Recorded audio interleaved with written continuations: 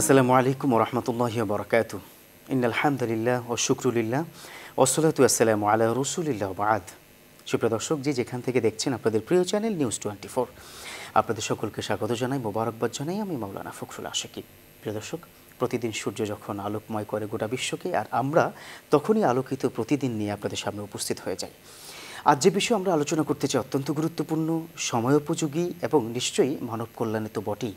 সেটা হচ্ছে দুর্নীতি প্রতিরোধে তাকওয়ার গুরুত্ব। কারণ দুর্নীতি যেখানেই থাকবে সেটাই হচ্ছে একটি অবহেলিত সমাজ, এবং সেটা নিশ্চয়ই আল্লাহর রহমত থেকে বঞ্চিত একটি সমাজ।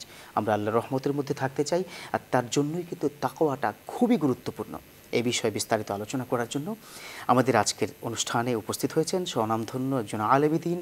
রয়েছেন আমাদের সাথে মাওলানা মোহাম্মদ হারুনুর রশিদ, প্রভাষক, আরবি বিভাগ, ইসলামী আরবি বিশ্ববিদ্যালয়। মোহতারাম, ভালো আছেন? জি আলহামদুলিল্লাহ। আল্লাহ শুকরিয়া আদায় করছি। একটি গুরুত্বপূর্ণ বিষয়, আপনি জানেন যে পৃথিবীর প্রতিটি প্রান্তরেই কিন্তু এখন দুর্নীতি ঢুকে গেছে। দুর্নীতিগ্রস্ত অনেক মানুষ, কেউ জুলুমের শিকার হচ্ছে, কেউ মজলুম, কেউ জালেম হিসাবে তাকে সেখানে আক্রমণ করছে। এবং সকল প্রজেক্টেই সুদ ঘুষ থেকে শুরু করে সকল সেক্টরে কিন্তু দুর্নীতি রয়েছে।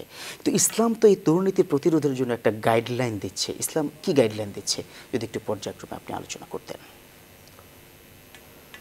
আসসালামু আলাইকুম ওয়া রাহমাতুল্লাহি ওয়া বারাকাতুহু। আলহামদুলিল্লাহি রাব্বিল আলামিন ওয়াস সালাতু ওয়াস সালামু আলা রাসূলিহিল কারীম, আম্মা বা'দ। ফাআউযু বিল্লাহি মিনাশ শাইতানির রাজীম। বিসমিল্লাহির রাহমানির রাহিম। ওয়াত্তাকু ইয়াওমান তুরজাউনা ফীহি ইলাল্লাহ থুম্মা তুওয়াফফা কুল্লু নাফসিন মা কাসাবাত ওয়া হুম লা ইউযলামুন। সাদাকাল্লাহুল আলিয়্যুল আযীম। ধন্যবাদ আপনাকে সুন্দর একটি বিষয়ে আজকের এই আলোচনার অবতারণা করার জন্যে। আসলেই আমি আলোচনাটি শুরু করতে চাচ্ছি কোরআনের একটি আয়াত দিয়ে। আচ্ছা আচ্ছা।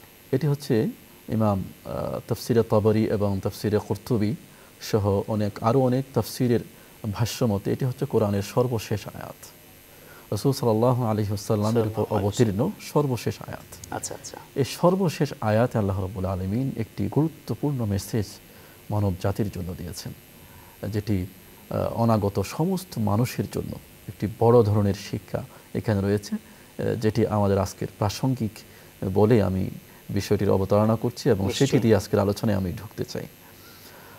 কোরআনে আল্লাহ রাব্বুল আলামিন ইরশাদ করছেন, এটা সূরা বাকারার একটি আয়াত, ওয়াত্তাকু ইয়াওমান তুরজাউনা ফীহি ইলাল্লাহ। বলছেন, তোমরা সেই দিনকে ভয় করো যেই দিন তোমরা আল্লাহর কাছে ফিরে যাবে। মৃত্যু হবে। সুম্মা তুওয়াফফা কুল্লু নাফসিন মা কাসাবাত। অতঃপর তোমাদের প্রত্যেককে যার যার কর্মফল অনুযায়ী বিনিময় দেওয়া হবে। ওয়া হুম লা ইউযলামুন, এবং কাউকে কোনো প্রকার জুলুম করা হবে না, অন্যায় আচরণ করা হবে না। এখানে তাকওয়ার বিষয়টা এসেছে। আল্লাহ রাব্বুল আলামিন বলছেন, ওয়াত্তাকু ইয়াওমান, সেই দিনটাকে ভয় করো। অর্থাৎ আল্লাহ রাব্বুল আলামিনের সামনে দাঁড়িয়ে কিয়ামতের ময়দানে জবাবদিহিতার ভয়, এটাই হচ্ছে তাকওয়া। আমরা দুর্নীতি প্রতিরোধে এই যে তাকওয়ার ভূমিকাটা ইনশাআল্লাহ একটু আলোচনা করব ধীরে ধীরে। প্রথমে একটু কথা বলে রাখি, সেটা হচ্ছে দুর্নীতি এটি শুধু আমাদের সমস্যা না, কিন্তু এটা কিন্তু পুরো বিশ্বের একটি সমস্যা, একটা বৈশ্বিক সমস্যা। সারা বিশ্বের সকল দেশের, সকল মানুষের, সকল সমাজের মধ্যেই এই দুর্নীতি রয়েছে। তবে সেটা মাত্রায় হয়তো বেশ আর কম হতে পারে। হ্যাঁ, তবে আমাদের জানতে হবে আসলে এই দুর্নীতিটা কেন ছড়াচ্ছে, কেন বিস্তার লাভ করছে, এর উৎসটা কি, কারণটা কি। একজন চিকিৎসক যখন রোগীকে চিকিৎসা দেয়, প্রথমে তার রোগটা নির্ণয় করতে হয়, রোগের উৎসটা নির্ণয় করতে হয়, তাহলে সঠিকভাবে ট্রিটমেন্টটাও হয়। ঠিক তেমনিভাবে আমরা যদি দুর্নীতিকে প্রতিরোধ করতে চাই সমাজ থেকে, সত্যিভাবে যদি আন্তরিকতার সাথে আমরা যদি দুর্নীতিকে প্রতিরোধ করতে চাই বাস্তবিক অর্থে, তাহলে কিন্তু আমাদের প্রথমে জানতে হবে মানুষ কেন দুর্নীতি করে, দুর্নীতির উৎসটা বের করতে হবে, দুর্নীতির উৎসটা কোথায়। নিশ্চয়ই অনেকগুলো কথা এখানে বলা যায়, কিন্তু মূল যে কথাটা আমরা সেটা বলবো যে মানুষ দুর্নীতি করে তখনই যখন তার অন্তরে আল্লাহর ভয় থাকে না। নিশ্চয়ই মূল কথা এটাই। অল্পতে সন্তুষ্টি থেকেই একটা মানুষ যখন চলবে, আর অল্পতে সন্তুষ্টি তিনিই থাকেন যিনি আল্লাহকে ভয় করেন। সুতরাং তাকওয়া হচ্ছে মূল বিষয়, যেটি মানুষকে দুর্নীতি থেকে রক্ষা করতে পারে। মাশাআল্লাহ। এখন আমাদের বুঝতে হবে তাকওয়া জিনিসটা কি, আসলে তাকওয়া কি। তাকওয়ার শাব্দিক তাত্ত্বিক বিশ্লেষণ করতে গেলে আমাদের মূল আলোচনার বাইরে চলে যেতে হবে। আমি সেদিকে যাচ্ছি না, সংক্ষেপে কথা বলতে চাই। সেটা হচ্ছে তাকওয়া শব্দের অর্থ হলো ভয় করা সংক্ষিপ্ত অর্থে, এবং তাকওয়ার সরল বাংলায় যেটা আমরা বোঝার জন্য সাধারণ মানুষের জন্য বলতে পারি সেটা হলো তাকওয়া হচ্ছে মানুষের মানসিকভাবে এমন একটা অবস্থা এবং চারিত্রিকভাবে এমন একটি দৃঢ়তা, নাম হলো তাকওয়া, যে অবস্থায় মানুষ পৌঁছে গেলে সে আর কোনো পাপ করতে পারে না, এবং এই অবস্থাটি, এই চরিত্রটি তাকে সব ধরনের অন্যায়, অবিচার, পাপ, পঙ্কিলতা থেকে দূরে রাখে, হেফাজতে রাখে, এবং তাকে আল্লাহ রাব্বুল আলামিন এবং রাসূল সাল্লাল্লাহু আলাইহি ওয়াসাল্লামের নির্দেশিত পথে চলাটা সহজ করে দেয়। এর মানে তাকওয়া হচ্ছে ভয়। কি ভয়? আল্লাহ যেই যা কাজ করতে নিষেধ করেছেন সেটাকে না করা, যেটা করতে আদেশ করেছেন সেটা করা, এই ইজুকালটি হচ্ছে তাকওয়া। আল্লাহকে ভয় করে চলা, এটা হলো তাকওয়া। আচ্ছা, এই তাকওয়া, এটা হচ্ছে ইসলামের বলা হয়েছে আত-তাকওয়া রাসু কুল্লি শাই, সব কিছুর মূল বলা হয়েছে।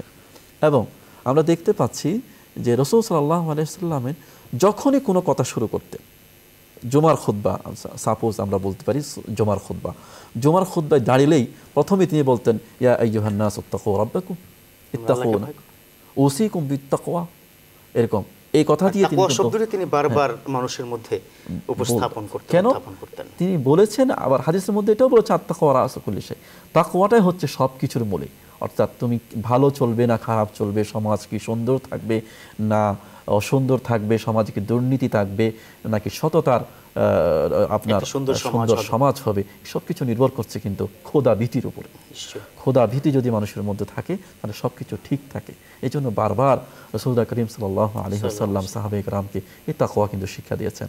আমরা দেখি যে রাসূল সাল্লাল্লাহু আলাইহি ওয়াসাল্লামের মক্কি জীবনের 13 বছরের মধ্যে কিন্তু কোনো আহকাম কিন্তু আল্লাহ রাব্বুল আলামিন দেন নাই, কারণ তখনও পর্যন্ত আহকাম কবুল করার মতো মানসিক যে অবস্থাটা তাদের মধ্যে প্রস্তুতি হয়নি। প্রস্তুত হওয়ার পরে এটা হলো তাকওয়া। তাদের মধ্যে যখন আল্লাহকে ভয় করার এবং আল্লাহর সামনে জবাবদিহি করার মতো এই যে বিশ্বাসটা, আকীদাটা যখন একেবারে মজবুতভাবে তাদের মনের মধ্যে প্রথিত হয়ে গেল, দৃঢ় হয়ে গেল, তখনই কিন্তু আল্লাহ রাব্বুল আলামিন একে একে নামাজ, রোজা, হজ, যাকাত, জিহাদ ইত্যাদি আপনার বিধানগুলো জারি করবেন। এটা খুবই স্বাভাবিক বিষয়। আপনি তখনই একজন ভালো অফিসার হতে পারবেন অথবা বড় একজন ব্যবসায়ী হতে পারবেন যখনই বিষয়টার উপর আপনি জানবেন। এতটা দিন পর্যন্ত আমাদেরকে আল্লাহ পাক জানিয়েছেন, প্রস্তুত করেছেন, তারপরে কিন্তু তিনি বিধানগুলো দিয়েছেন। সহ্য ক্ষমতা বলতে তো একটা কথা আছে। আপনি 5 কেজির ওজনের ক্ষমতা রাখেন না, 50 মণ তো সুযোগ নেই। তাকওয়া বিষয়টা তখনই কিন্তু তিনি স্টাবলিশ করে দিয়েছেন। এটা আমরা রাসূল সাল্লাল্লাহু প্র্যাকটিক্যাল জীবন থেকে সেটা দেখতে পাচ্ছি। সুতরাং যে কোনো দায়িত্ব পাবে, যে দায়িত্ব পাওয়ার পরে তার যে দুর্নীতি থেকে সে মুক্ত থাকার জন্য তাকে আল্লাহ রাব্বুল আলামিনের সামনে যে জবাবদিহিতার এই মানসিকতা তার মধ্যে সৃষ্টি করতে হবে। যদি তার মধ্যে না থাকে তাহলে কোনো আইন দিয়ে, কোনো শাস্তিমূলক ব্যবস্থা দিয়ে হয়তো একটু কমানো যাবে, একেবারে নির্মূল করা যাবে না কোনো দিন। আত্মশুদ্ধিটা হচ্ছে মূল কথা। এই জন্য আল্লাহ রাসূল সাল্লাল্লাহু আলাইহি ওয়াসাল্লাম আল্লাহ রাব্বুল আলামিন কোরআনের মধ্যে বারবার আত্মশুদ্ধির গুরুত্ব দিয়েছেন। কিন্তু আল্লাহ রাব্বুল আলামিনের কাছে রাসূল সাল্লাল্লাহু আলাইহি ওয়াসাল্লাম সবসময় দোয়া করতেন, আল্লাহুম্মা আতি নাফসি তাকওয়াহা, আল্লাহুম্মা আতি নাফসি তাকওয়াহা ওয়া যাক্কিহা ওয়া আনতা খায়রু মান যাক্কাহা। এগুলো আল্লাহ রাসূলের দোয়া, যিনি সবসময় নামাজের পরে দোয়া করতেন যে হে আল্লাহ, আপনি আমার অন্তরকে আপনি তাকওয়ায় ভরপুর করে দিন, পরিশুদ্ধ করে দিন, আমার অন্তরকে পরিশুদ্ধ করে দিন। এবং কোরআনের মধ্যে অনেকবার আল্লাহ রাব্বুল আলামিন তাসকিয়াতুন নফস, অন্তরকে পবিত্র করার কথা কিন্তু অত্যন্ত গুরুত্ব সহকারে বর্ণনা করেছেন। কিন্তু সেটা হলো তাকওয়া। এটার মাধ্যমে আপনি তাকওয়া অর্জন করা যাবে, এই পরিশুদ্ধির মাধ্যমে। আচ্ছা, দুর্নীতি প্রতিরোধ করার যে একটা জায়গা, কেন দুর্নীতি হয় এটা তো এক কথা বললেন তাকওয়া, কিন্তু এছাড়া যদি বৈশ্বিক কোনো বিষয় যদি থাকে সেটার সাথে এটা তো এখান থেকেই হচ্ছে দুর্নীতি, যে সম্পদের লোভ মানুষের মধ্যে বেড়ে যাচ্ছে, এই যে লোভ, হিরস, যে আলাল মাল, এই যেটা আল্লাহ রাব্বুল আলামিন কোরআনের মধ্যে এভাবে ইরশাদ করেছেন, আলহাকুমুত তাকাসুর, আরো বেশি চাই, এই যে চাওয়ার মানসিকতা সৃষ্টি হয়েছে মানুষের মধ্যে, এবং গেনা, যে অল্পে তুষ্টি, কানাআত, এটা মানুষের মধ্যে না থাকার কারণে সম্পদের প্রতি লোভ বাড়ছে, এবং লোভ থেকে কিন্তু দুর্নীতি হচ্ছে। এবং ফলে আরো যেটা হচ্ছে, মানুষের মধ্যে নৈতিক ভিত্তিটা হচ্ছে দুর্বল, আমাদের মানুষের মধ্যে আল্লাহর সামনে জবাবদিহিতার ভয়টা নেই, ফলে এটা আরো দিন দিন বৃদ্ধি পাচ্ছে। বেমালুম তো ভুলেই গেছে, আখিরাত বলতে একটা কিছু আছে, পুনরুত্থান কিছু আছে, আমি দায়িত্বশীল, আমাকে জবাবদিহি করতে হবে আল্লাহর সামনে। এটা কিন্তু আমরা কি ভুলে গেছি। যেমন আল্লাহ রাসূল সাল্লাল্লাহু আলাইহি ওয়াসাল্লাম ইরশাদ করেছেন যে কুল্লুকুম মাসউলুন, কুল্লুকুম রাঈন ওয়া কুল্লুকুম মাসউলুন আন রাঈয়াতিহি, আল ইমামু রাঈন ওয়া মাসউলুন আন রাঈয়াতিহি। প্রত্যেকেই তোমরা দায়িত্বশীল এই দায়িত্ব সম্পর্কে কিন্তু তোমাদেরকে একদিন জিজ্ঞাসাবাদ করা হবে। এবং বিশেষ করে এখানে কয়েকটা কথা কিন্তু রাসূল সাল্লাল্লাহু আলাইহি হাদিসের মধ্যে বলেছেন, প্রত্যেকের জন্য তো বলেছেন, আবার বিশেষ বিশেষ কিছু মানুষের কথা এখানে বলেছেন। এক নম্বর বলেছেন আল ইমাম রাই, যিনি কোনো দায়িত্বপ্রাপ্ত নেতা হবেন, অর্থাৎ দেশের যিনি নেতা, রাষ্ট্রপ্রধান, যিনি মন্ত্রী, অমুক অমুক ডিপার্টমেন্টে যারা প্রধান, যার প্রধান যার ডিপার্টমেন্টে যিনি প্রধান, তিনি সে প্রশ্নবিদ্ধ হবে, জবাবদিহি তাকে করতে হবে। আরেক হাদিস আল্লাহ রাসূল সাল্লাল্লাহু আলাইহি ওয়াসাল্লাম ইরশাদ করতে স্পষ্ট করে, যেটা আমরা সবাই জানি যে প্রসিদ্ধ হাদিস, যে যেখানে আল্লাহ রাসূল সাল্লাল্লাহু আলাইহি ওয়াসাল্লাম ইরশাদ করছেন যে লা তাজুলু কাদামা আবদিন ইয়াউমাল কিয়ামা হাত্তা ইউসআলা আন আরবাঈন, কোনো মানুষের পা কিয়ামতের ময়দানে 1 ইঞ্চি নড়াতে পারবে না, 4টা জিনিসের সে জবাব না দিয়ে সামনে এগোতে পারবে। জবাব দিতে হবে আপনাকে, এই জবাব দিতেই যে হবে, এই মানসিকতাটা, এই বিশ্বাসটুকু, এই ঈমানটুকু আমার মধ্যে যদি না থাকে, তাহলে কিন্তু আমি পরিপূর্ণ মুসলমান নই।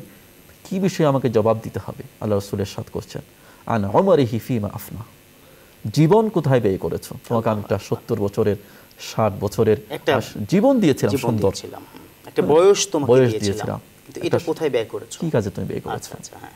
আবার বলছেন দ্বিতীয় প্রশ্ন আন শাবাবিহি ফিমা আবলা, জীবন তো দিয়েছিলাম, ঠিক আছে, জীবনের মধ্যে সবচেয়ে গুরুত্বপূর্ণ একটি অংশ ছিল তোমার যৌবনকাল। এটা কিন্তু আলাদা করে প্রশ্ন করেছেন আবার, যৌবনকালটা কিন্তু জীবনের মধ্যেই রয়েছে। তারপরে স্পেসিফিকভাবে আবার আলাদা করে আল্লাহ রাব্বুল আলামিন এই প্রশ্নটা করবেন যে আন শাবাবিহি ফিমা আবলা, বিশেষ করে তোমার যৌবনকালটা তুমি কোথায় গিয়ে পুরাতন করেছো? শব্দ হচ্ছে পুরাতন করেছো। মানুষ কিন্তু যৌবনকালের সময়টুকুতে কিন্তু এদিক সেদিক ডিরিল হয়ে যায়, পাপটুকু বেশি করে। অতএব এই সময়টা খুব ইম্পর্টেন্ট। অথচ আমরা কিন্তু দেখি, আপনি যেমনটি এখানে একটা প্রসঙ্গ বিষয়, মসজিদে কিন্তু বয়োবৃদ্ধ মানুষের প্রথম কাতার, দ্বিতীয়, তৃতীয়, পঞ্চম কাতার পর্যন্ত বেশি, অর্থাৎ এজ লেভেলের কিন্তু মানুষই বেশি পরিমাণ ইবাদত করছে। বাট আমরা যারা ইয়াং রয়েছি বা আমাদের ইয়াং জেনারেশন, তারা কিন্তু খুব একটা আগ্রহ প্রকাশ করছে না ইবাদতের ক্ষেত্রে। এই জন্যই হয়তো আল্লাহ পাক বলেছেন যে তোমাকে অবশ্যই শাবাব, অর্থাৎ তার যৌবনকালের হিসাবটুকু আগে দিতে হবে। এবং আল্লাহ রাসূল সাল্লাল্লাহু আলাইহি ওয়াসাল্লাম সাহাবায়ে কেরামকে কিন্তু বারবার ওসিয়ত করেছেন, ওসিকুম বিশ-শাবাবি খায়রা, আমি তোমাদেরকে ওসিয়ত করছি যুবকদের সাথে তোমরা ভালো ব্যবহার করো, যুবকদেরকে গড়ে তোলো। কারণ যুবকরাই ছিল রাসূল সাল্লাল্লাহু আলাইহি ওয়াসাল্লামের মূল সম্পদ যখন তিনি অসহায় ছিলেন মক্কার মধ্যে। রাইট। এবং রাষ্ট্র ব্যবস্থা স্টাবলিশ যখন করেছিলেন, তখনও কিন্তু এই যুবকদের কি ভূমিকা ছিল অনবদ্য। এখানেই শেষ না, প্রত্যেকটা যুদ্ধে কিন্তু প্রথমেই যেতেন কিন্তু যুবকরা।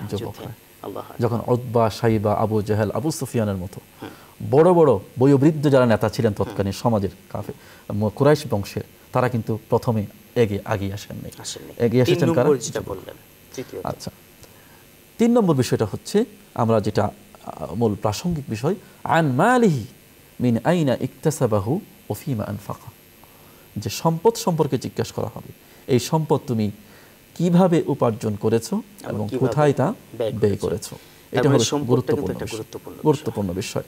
আল্লাহ রাসূল সাল্লাল্লাহু আলাইহি ওয়াসাল্লাম ইরশাদ করছেন, যদি তোমার শরীরে এক বিন্দু পরিমাণ হারাম খাবার তোমার শরীরে ঢুকে, সেই শরীর তুমি জান্নাতে কিন্তু যাবে না। কিন্তু এটা কি আমরা কি ভুলে গেছি না? এবং প্রসঙ্গত আমাদের যেমন সুদ ব্যবস্থাপনা, এটা কিন্তু বিশ্বের এখন প্রতিটি প্রান্তরে অটোমেটিকলি কি ঢুকে গেছে। তো এই যে এখানে যে সুদ ব্যবস্থাপনাটা এখানে প্রবেশ করেছে, তাহলে এই শরীরটাকে আমরা হারাম করে ফেললাম কিনা, এটা থেকে বেরিয়ে আসার কি উপায়? আমাদের সমাজে কিন্তু সুদ ভিত্তিক অর্থ ব্যবস্থা যেমন রয়েছে, সুদ মুক্ত অর্থ ব্যবস্থাও কিন্তু রয়েছে। ইসলামী ব্যাংকগুলো কাজ করছে, ইসলামিক ফাইন্যান্স ইন্ডাস্ট্রি আছে, ইসলামিক ফাইন্যান্স ইন্ডাস্ট্রি আছে বড় ধরনের, এবং বড় বড় উলামায়ে কেরাম এগুলোর পিছনে কাজ করছেন, দিনরাত পরিশ্রম করছেন মানুষকে সুদের অভিশাপ থেকে মুক্ত রাখবার জন্য। আমাদেরকে কিন্তু সেদিকে সেই বিকল্প ব্যবস্থায় যেতে হবে। আমরা যতটুকু সম্ভব নিজেদেরকে যতটা সেভ করা যায়, কারণ হচ্ছে ওই যেটা আপনি বললেন যে রিজিক যার শরীরের মধ্যে নাপাকি, তার সমস্ত ইবাদত নাপাকি হয়ে যাবে। এটা কিন্তু ভয়ঙ্কর একটি কথা। ভয়ঙ্কর একটি কথা গেল। 4 নম্বর যে বিষয়টা, সেটা হচ্ছে আন ইলমিহি ফিমা মাযা আমিলা বিহি, তুমি যে জ্ঞান অর্জন করেছো, সার্টিফিকেট নিয়েছো, বড় বড় ডিগ্রি নিয়েছো, আমল কি করেছো, জেনেছো, কিন্তু সেটা কি মেনেছো কিনা। এইজন্য তো আল্লাহ পাক বলেছেন লিমা তাকুলুনা মা লা তাফআলুন, কেন এই কথাটা বলো যেটা তুমি করবে না। অর্থাৎ আমরা কিন্তু লেকচার দিয়ে বেড়াই, কিন্তু নিজেরা কতটা আমল করি।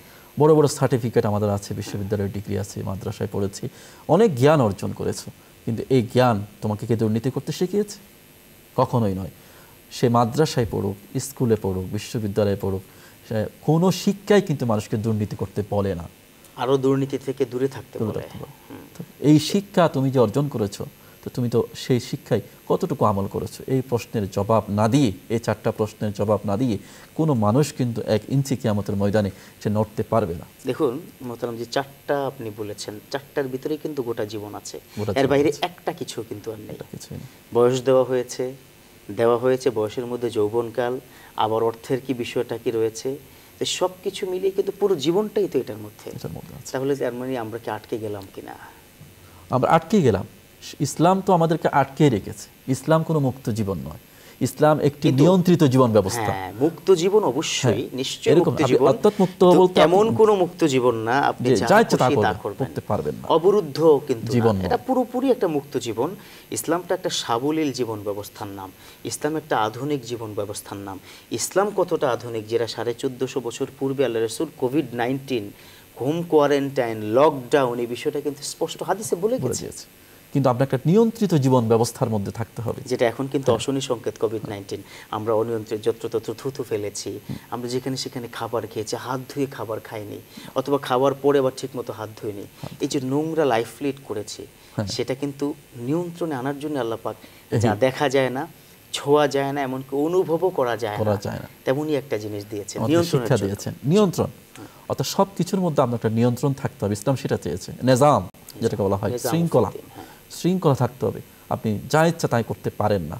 আপনাকে মনে রাখতে হবে আপনার একজন নিয়ন্ত্রণকারী রয়েছেন, এবং আপনার একটি ঠিকানা, গন্তব্য রয়েছে। আপনাকে সেখানে ফিরে যেতে হবে এবং মনে রাখতে হবে আপনার প্রতিটি কথা, প্রতিটি কাজ একজন পর্যবেক্ষণ করছেন। রকিব, আল্লাহ রাব্বুল আলামিন সবকিছু পর্যবেক্ষণ করছেন। এই বিশ্বাসটুকু, এই ঈমান আপনার ভিতরে থাকতে হবে একজন মুসলমান হিসাবে।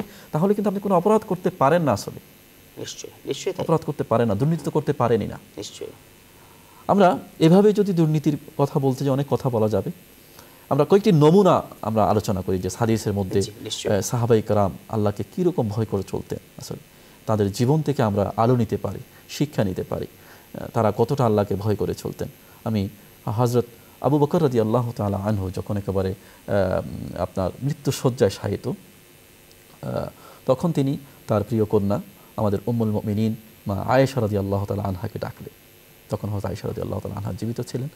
ডাকলেন, ডেকে বললেন, মা শোনো, আমরা যে উটনির দুধ আমরা খেতাম প্রতিদিন, এবং প্রতিদিন সকালে যে বাটিতে করে আমরা দুধটুকু খেতাম, এবং যে চাদরটি আমি গায়ে জড়াতাম, এগুলো কিন্তু খলিফাতুল মুসলিমিন হিসাবে আমাকে দেওয়া হয়েছিল বাইতুল মাল থেকে। এগুলো কিন্তু আমার না।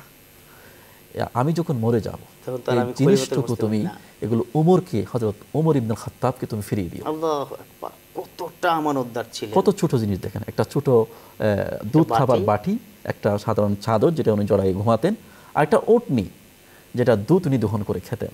বলে যে এই জিনিসগুলো তুমি ওমরের কাছে পৌঁছে দিও। ঠিক হযরত আবু বকর রাদিয়াল্লাহু তাআলা আনহু ইন্তেকালের পরে এই জিনিসগুলো হযরত আয়েশা রাদিয়াল্লাহু তাআলা আনহা আমানত হিসেবে হযরত আয়েশা রাদিয়াল্লাহু তাআলা আনহা হযরত ওমরকে দিয়েছিলেন। তখন হযরত ওমর এই যে কথাটাই বলেছিলেন, এটা ঐতিহাসিক উক্তি তিনি বলেছিলেন, ইয়া আবা বকর লাকাদ আতাআবতা মান বা'দাক। হে আবু বকর, তুমি তো তোমার পরবর্তী যারা আসবে দায়িত্বে তাদেরকে তো তুমি কষ্টে ফেলে দিলে। কিভাবে তারা তোমার মতো এত আমানতদারিতার সাথে দায়িত্ব পালন করবে? হযরত আবু বকর রাদিয়াল্লাহু তাআলা আনহু যেদিন খলিফা নির্বাচিত হলেন, পরের দিন সকালে, উনি তো ব্যবসায়ী ছিলেন, ওনার কাপড়ের দোকান ছিল, কাপড়ের ব্যবসা করতেন মদিনার মধ্যে।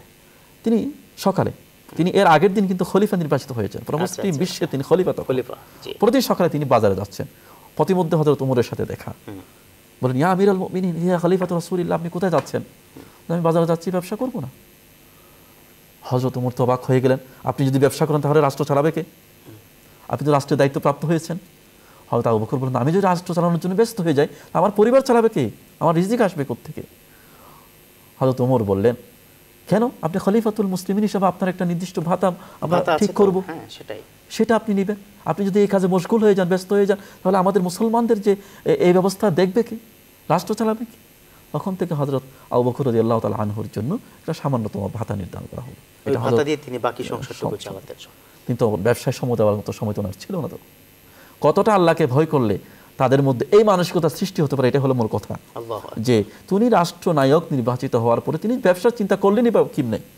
কারণ উনি কখনো চিন্তা করেন না যে মুসলমানদের যে সম্পদ, বাইতুল মালের যে সম্পদ, এখান থেকে আমি নিতে পারি, এটা তিনি প্রথমে চিন্তাই করেন না। আল্লাহু আকবার। হযরত ওমর তাকে স্মরণ করিয়ে দেওয়ার পরে তিনি ভাবলেন, এটা তো আমি তো নিতেই পারি, একটু সামান্যটুকু আমার দায়িত্ব পালনের ভাতা হিসেবে, আমি যেহেতু এখানে ডিউটি করছি, দায়িত্ব পালন করছি, এবং যেহেতু আমি অন্য কাজ করতে পারছি না, আমার জীবন নির্বাহের জন্য আমি নিতেই পারি, এটা তো আমার মাথায় আসে না। অথচ আমরা ঠিক তার উল্টোটা করছি বর্তমানে। আমরা প্রথমে ভাবি হলো ওখান থেকে নেওয়া, পরে তো অন্যগুলো, আমার দায়িত্ব পরে পালন করি, আগে আমি নিয়ে নেই। আচ্ছা আচ্ছা। কতটা আল্লাহকে ভয় করে চলতেন। আরেকটা ঘটনা আমি একটু আপনাদের সামনে বলি। হযরত ওমর রাদিয়াল্লাহু তাআলা আনহু যখন খলিফা হলেন, তিনি যারা মুহাজির সাহাবী ছিলেন, যারা প্রথম সারিতে যারা রাসূলুল্লাহ সাল্লাল্লাহু আলাইহি ওয়াসাল্লামের সাথে মক্কা থেকে মদিনায় হিজরত করে এসেছেন, তাদের জন্য একটা ভাতা নির্ধারণ করলেন, সম্মানী ভাতা। প্রতি বছর তাদেরকে 4000 দিরহাম করে দেওয়া হবে। আচ্ছা আচ্ছা।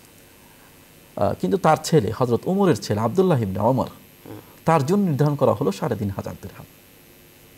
সাহাবায়ে কেরাম তো অবাক হয়ে গেল, ইয়া আমিরাল মুমিনিন, হ্যাঁ, আমরা যেমন মক্কা থেকে হিজরত করে এসেছি, তিনিও তো এসেছেন, তো তার জন্য আপনি 500 দিরহাম কম করলেন কেন? হযরত ওমর বললেন, দেখো, তোমরা নিজেরা এসেছো, কিন্তু আমার ছেলে তো আমার সাথে এসেছে, মা বাবার সাথে এসেছে, সে কেন তোমাদের সমান হবে? সে তো নিজে আসে নাই। কতটা সূক্ষ্ম চিন্তা উনি করেছেন, 500 দিরহাম কমিয়ে দিয়েছে নিজের ছেলেকে। আর ইনসাফের একটা মূর্ত প্রতীক ছিলেন কিন্তু তারা, এবং তারা কখনোই দুর্নীতি তো দূরের কথা, তার আশেপাশে যাওয়ার মানে চিন্তা করেন না। আর এখানে কিন্তু আরেকটা বিষয়, যেমনটা আপনি বললেন, অল্পতে তুষ্টি হওয়া। অল্প তুষ্টিতে কিন্তু আর দুর্নীতির সুযোগ তৈরি হয় না। আমরা কিন্তু অতি লোভে, যেমনটি দ্বিতীয়টি বললেন, অতি লোভের মধ্যে আমরা পড়ে যাই। জি, আল গিনা গিনান নফস যেটা বলা হয়েছে হাদিসের মধ্যে, যে বাস্তবিক অর্থে ধনী হচ্ছে সে যার মনের মধ্যে ধনী, যার মধ্যে মনের মধ্যে অভাব বোধ নেই, সন্তুষ্ট আছে, যা আল্লাহ রাব্বুল আলামিন দিয়েছেন তা নিয়ে সন্তুষ্ট আছে। যাক, আমরা আরেকটি ঘটনা আপনার সাথে শেয়ার করি, যেটা হাদিসের মধ্যে এসেছে। হযরত আবু বকর রাদিয়াল্লাহু তাআলা আনহুর ঘটনা। সেই তিনি, তার কিছু জমি জমা ছিল, নিজস্ব মালিকানার কিছু জমি জমা ছিল, সেগুলো দেখাশোনা করার জন্য তিনি একটা লোককে দায়িত্ব দিয়েছিলেন, কৃতদাসকে। সৎকালীন কৃতদাসের ব্যবস্থা ছিল, একজন দাস তার পক্ষ থেকে সেগুলো দেখাশোনা করত, এবং তার খারাজ, যেগুলো খাজনা, জমির খাজনাগুলো ওসুল করে হযরত আবু বকর রাদিয়াল্লাহু তাআলা আনহুকে দিতেন। তো একদিন ওই ছেলেটি, যে ছেলেটি এগুলো দেখাশোনা করতো জায়গা জমি, সে ছেলেটি ওই জমির খাজনা সংগ্রহ করে আসলো। আসার পরে সাথে করে একটা খাবারের পুটলি নিয়ে আসলো। হ্যাঁ, হযরত আবু বকর রাদিয়াল্লাহু তাআলা হাতে তুলে দিল। হযরত আবু বকর রাদিয়াল্লাহু তাআলা সরল মনে কিছু জিজ্ঞেস না করেই উনি ওই খাবারটুকু খেলেন।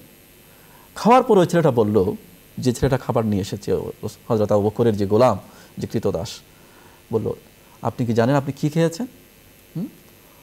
আবু বকর বলল, কেন, আমি কি খেয়েছি? সেটাই। তখন আরেকটি বলল, আমি যখন ইসলাম গ্রহণ করার পূর্বে, সেটা মুসলমান ছিল, আমি ইসলাম গ্রহণ করার পূর্বে আমি মাঝে মাঝে ওই মানুষের হাত দেখতাম, গণকের কাজ করতাম। উনি ওই ছেলেটা স্বীকার করছে, আসলে আমি গণক ছিলাম না, আমি প্রতারণা করতাম মানুষের সাথে। মানুষ আমাকে বিশ্বাস করতো, মাঝে মাঝে হয়েও যেত আমার কথা মতো, আমাকে মানুষ হাদিয়া দিতে পারে, আমি মানুষকে প্রতারণা করতাম। আমি জাহিলি যুগে একজন লোককে সেরকম একটা গণনা করে দিয়েছিলাম, ঘটনাক্রমে সেটা ফলে গিয়েছিল।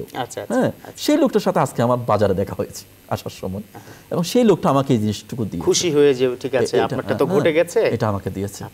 হযরত আবু বকর তো ভয় পেয়ে গেলেন, ইয়া আল্লাহ, আমি কি করেছি? এটা তো তোমার প্রতারণার কামাই, এটা তোমার প্রতারণার কামাই, ধোঁকাবাজির কামাই, এটা তো কোনোদিন হালাল কামাই হতে পারে না, এটা দুর্নীতি। তিনি করলেন কি, সাথে সাথে নিজের হাত ঢুকিয়ে দিলেন গালের ভিতরে এবং বমি করলেন, বমি করে খাবারটুকু বের করে ফেললেন। আল্লাহ, কতটা তাকওয়া ছিল, সামান্যটুকু। এবং এটা কিন্তু এখনকার যুগে তো চিন্তাও করা যায় না।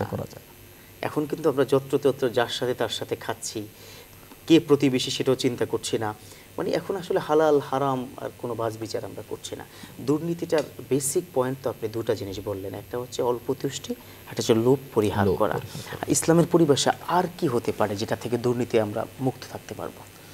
দুর্নীতি মুক্ত থাকার জন্য যেটা করতে হয়, অনেকগুলো করণীয় হাদিসের মধ্যে কিন্তু আমাদেরকে রাসূল সাল্লাল্লাহু আলাইহি ওয়াসাল্লাম বলেছেন যে আপনি কিভাবে এই নিজেকে শক্তিটুকু অর্জন করবেন। মূল কথা শক্তিটুকু অর্জন করা, মানসিক শক্তি, যে আপনি দূরে থাকতে পারবেন।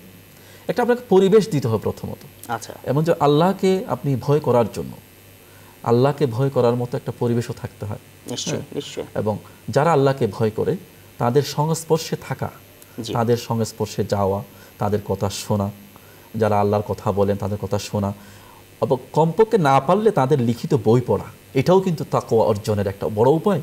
আল্লাহ রাব্বুল আলামিনের সাথে পরিবর্তন আসবে, কিন্তু পরিবর্তন আসবে। আল্লাহ রাব্বুল কোরআনের মধ্যে কিন্তু এটা বলে দিয়েছেন, ইয়া আইয়ুহাল্লাযীনা আমানু তাকুল্লাহ ওয়া কুনু মা'আস সাদিকিন।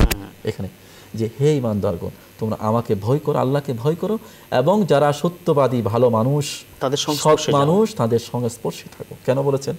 সৎসঙ্গে সর্ববাস। কিন্তু আমরা বাংলায় কিন্তু একটা বাক্য বলে থাকি, সৎসঙ্গে সর্ববাস, অসৎসঙ্গে সর্বনাশ। তো এখানে সংস্পর্শ এবং সাহচর্যের সাথে, সঙ্গের সাথে তাকওয়ার একটা সম্পর্ক আছে। অর্থাৎ আপনি তাকওয়া তখনই অর্জন করতে পারবেন, আপনি সারাদিন চলবেন হলো উল্টাপাল্টা মানুষের সাথে, দুর্নীতিবাজদের সাথে, যারা নেশা করে তাদের সাথে, যারা বিভিন্ন ধরনের ক্রাইমের সাথে জড়িত, তাদের একটা প্রভাব আসবে। আপনি আবার তাকওয়ার কথা বলবেন, তাকওয়া আপনার মধ্যে আসবে না। নিশ্চয়ই আপনি যদি আল্লাহ রাব্বুল আলামিন এটাও ইরশাদ করেছেন, আপনি তাকওয়া অর্জন করতে পারবেন আপনার নিজের চেষ্টায়। আমি চেষ্টাই করলাম না, আল্লাহ আপনাকে তাকওয়া দিবে কিভাবে? এর মানে তাকওয়াটা আপনার মনের ভিতর থেকে আসা উচিত, আসতে হবে এবং এই আপনাকে চেষ্টা হওয়া করতে উচিত।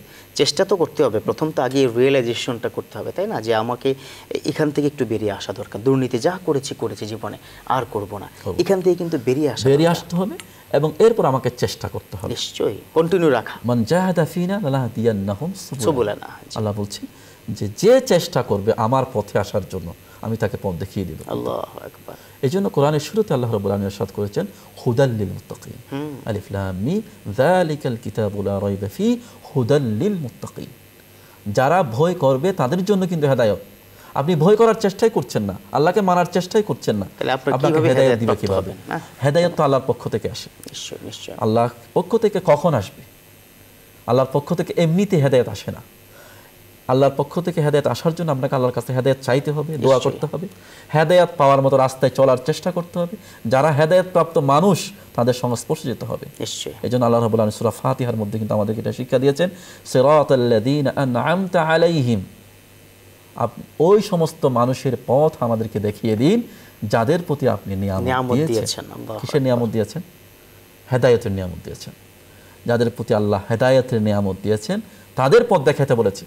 তাদের পথ দেখাতে হলে আপনাকে তাদের কাছে তো যেতে হবে, তাদের কথা শুনতে হবে, তাদের সংস্পর্শ আপনাকে বেশি বেশি কেউ আপনার করে পড়া, যেমনটি আপনি বললেন। সত্যি দিনের কথা যেখানে বলা হয় সেখানেই কিন্তু সেটা শুনতে হবে। যেমন আমাদের টেলিভিশনে আমরা প্রতিদিনই আলোকিত প্রতিদিন অনুষ্ঠানটি করছি, এখানে যে বিষয়গুলো প্রতিনিয়ত আলোচিত হয় সেটা যদি শোনা হয়, এখান থেকে কিন্তু আপনার তাকওয়াটা আসবে, আত্মশুদ্ধি আসবে, পরিশুদ্ধ আসবে, আপনার খারাপ চিন্তাগুলো দূর হয়ে যাবে, সমস্যাগুলো সমাধান হয়ে যাবে।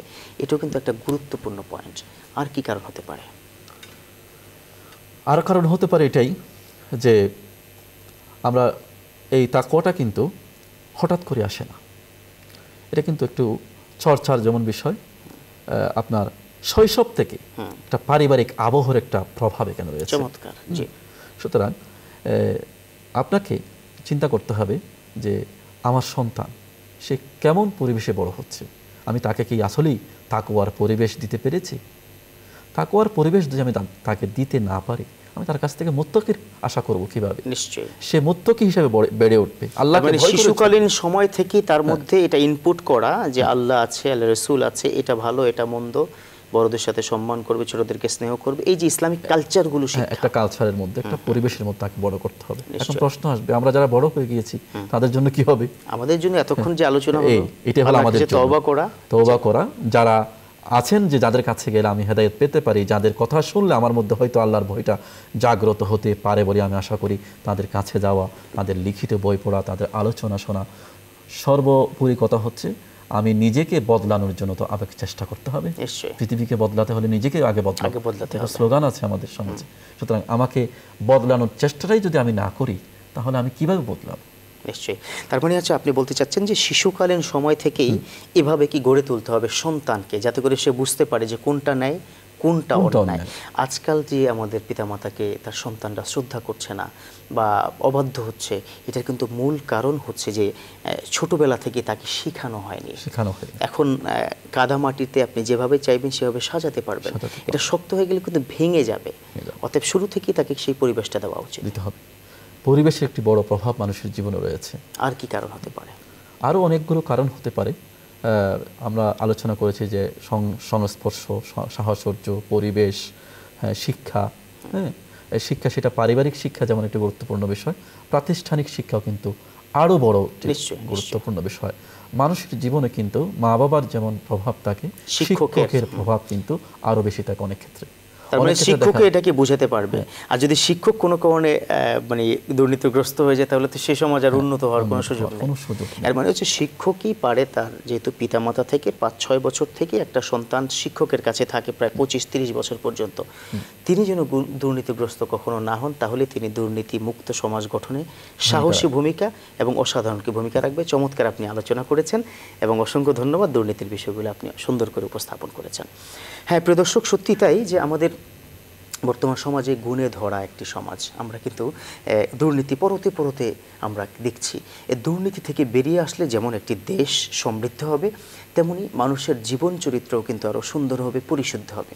আর আমরা তো তাকওয়ার কথা বললাম, যেমনটি আমরা বললাম যে পবিত্র কোরআন এবং হাদিস দ্বারা প্রমাণিত, যার মধ্যে তাকওয়া নেই আল্লাহ কিন্তু তাকে ছাড়বে না। 4টা প্রশ্ন করবে, 4টা প্রশ্নের উত্তর দিতে পারলেই বা তার বিচারটা হলেই কিন্তু আপনি সামনে এগিয়ে যেতে পারবেন।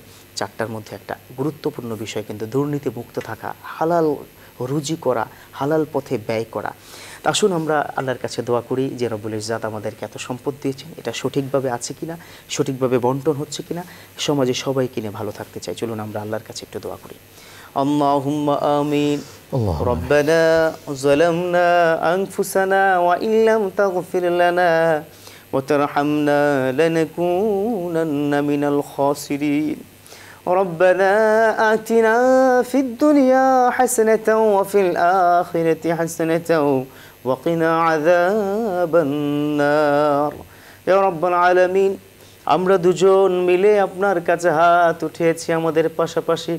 আল্লাহ এই মুহূর্তে নিউজ 24 দ্বার যারা দেখছে তারাও হাত উঠিয়েছে। আল্লাহ রব্বুল ইজ্জাত বড় আশা করে আপনার আলিশান দরবারে হাত উঠিয়েছি। দয়া করে মায়া করে আমাদের জিন্দেগির গুনাহগুলো ক্ষমা করে দিন। আল্লাহ যে বিষয় নিয়ে আলোচনা করেছি অত্যন্ত গুরুত্বপূর্ণ বিষয়, দুর্নীতি প্রতিরোধে তাকওয়ার গুরুত্ব। আমাদের প্রত্যেককে আপনি মকবুল মুত্তাকি হিসাবে কবুল করে নিন। আল্লাহ আপনি পবিত্র কোরআনের প্রথম আয়াতেই তো কি বলেছেন, আলিফ লাম মিম যালিকাল কিতাব লা রাইবা ফিহি হুদাল লিল মুত্তাকিন। এই পুরো কোরআন দিয়েছেন, ইসলাম দিয়েছেন, আমার নবীকে দিয়েছেন শুধুমাত্র মুত্তাকি হওয়ার জন্য, তাকওয়াবান হওয়ার জন্য। আল্লাহ তাকওয়া হচ্ছে ভয়, আপনাকে ভয় করে আপনি যা কিছু বলেছেন করার জন্য তা যেন করতে পারি, আর যা থেকে দূরে থাকতে বলেছেন সেখান থেকে দূরে থাকতে পারি। আল্লাহ আপনার কথাগুলো আমরা শুনি নাই, আমরা অন্যায় করে ফেলেছি, আমরা অপরাধ করে ফেলেছি, আমাদেরকে আপনি ক্ষমা করে দিন।